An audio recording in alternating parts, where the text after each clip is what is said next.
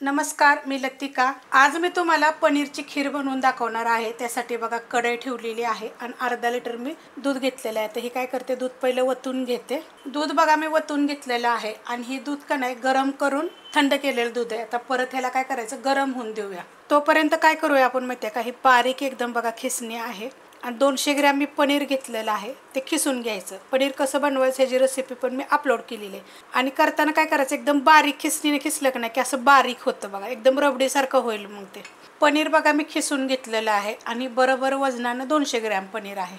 दूध बघा चांगलं उकळलेलं आहे, चांगलं गरम होऊन दिलेलं आहे। गॅस केला एकदम बारीक। आता आपल्याला ह्याच्यात काय करायचं, हे जे पनीर खिसून घेतलेलं आहे ना हे टाकायचं आणि हे जे दूध आहे ना हे म्हशीचं दूध आहे, कोणतं जरी घेतलं तरी तुम्ही चालू शकते। हे सगळं आता मी टाकून घेते। पनीर बघा मी सगळं ह्याच्यामध्ये टाकून घेतलेलं आहे। गॅस परत आता मी मीडियम केला आहे, कारण उकळस्तवर मी मीडियम गॅसवर ठेवलं होतं, परत बारीक केला होता टाकताना, कारण की पटकरून मग वर येईल। आता ह्याला काय करायचं माहिती आहे का, पहिलं 5 ते 7 मिनिट चांगलं ह्याच्यामध्ये शिजवून घ्यायचं। हलवत राहायचं थोड्या थोड्या वेळानं। 10 मिनिटं झाले बघा, मी चांगलं उकळून घेतलेलं आहे आणि थोड्या वेळानं असं हलवत आलेली आहे।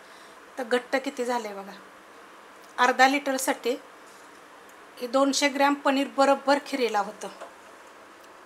आता ह्यात काय करायचं माहिती आहे का, आपण साखर टाकून घेऊया। गॅस करणार आहे बारीक, कारण की मोठ्या गॅसवरनं ही वरती येत राहतं। मग पण हलवत राहायचं थोड्या वेळ, एकदा चांगलं उकळलं का नाही असं दिसत असेल किती घट्ट झाले बघा। ते तुमच्या गोडीप्रमाणे साखर टाका। मी 1 वाटी घेतलेली, त्यातली मी अर्धी वाटी टाकलेली आहे। हलवून घेते। गोड कमी जास्त जसं लागतंय तसं, आणि तुम्हाला जर ह्याची रबडी बनवायची असेल का नाही तरी थोडंसं आटवरायचं अजून एकदम। आता ही खीर पण तशीच होणार, थंड झाल्यावर तर एकदम घट्ट अशी होणार। पण काय होतं माहिती आहे का, असं आता रक्षाबंधनला वगैरे जर तुम्हाला ताटासाठी जर पाहिजे असेल तर अशा पद्धतीच्या खिरी बनवायच्या। खिरीच्या रेसिपी तर खूप मी अपलोड करत असते। तर आता साखर टाकल्यानंतर पण मी एक 5 ते 7 मिनिट ना थोड्या वेळानं बघा असं वर येत राहतं, मग हलवत राहायचं सारखं। मस्त बघा आटली गेलेली आहे, एवढी आटली बघा, अर्धी झालेली आहे। अजून जरी आटवली तरी पण चालू शकते। आता ह्याच्यात टाकणार आहे मी साखर टाकून बघा, वेलची जायफळ पूड जरा मी कुटून घेतलेलं आहे टाकायचं, त्यानं काय होते चव छान येते। आता ह्याच्यामध्ये टाकायचे बघा बदाम आणि काजू आणि पिस्ता, असं थोडासा मी खिसून घेतलेला आहे खिसणीनं। 2-3 केसरच्या काड्या पण ह्यात जरी टाकल्या तरी खिरेमध्ये चालेल, एकदम मस्त असा कलर पण येईल।